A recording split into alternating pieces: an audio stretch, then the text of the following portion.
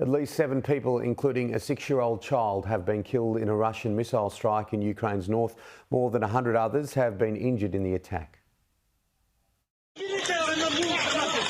In what had been a peaceful Saturday afternoon on a holiday weekend, the immediate aftermath of a ballistic missile attack.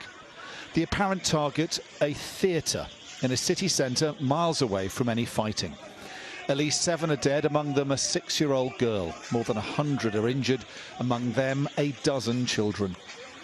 People in Chernihiv had no idea this was coming. Caught on one Ukrainian's phone, the fiery moment of impact.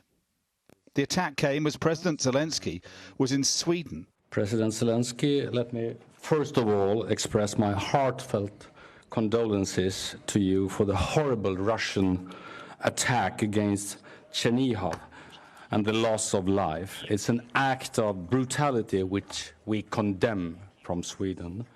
Zelensky is there to continue lobbying for fighter jets he hopes will neutralise the threat of these kinds of attacks. We don't have superiority in the air, and we don't have modern aircraft. In reality, the Swedish Gripen is the pride of your country, and I believe that the Prime Minister could share this pride with Ukraine. We would also be very proud of it, so that the Russians don't have an advantage there. Ukrainian media is reporting the theatre had been hosting a meeting of drone makers. The regional governor called the attack an act of terror. All the victims are being provided with medical care, all the authorities are working, and the response headquarters has been set up. All affected buildings will be restored shortly, and all necessary assistance, including material, will be provided to those affected by the missile strike. Russia is a terrorist. The enemy is a terrorist. The enemy must be destroyed. Vladimir Putin was on Rostov-on-Don overnight, the city where June's mutiny against his government was launched.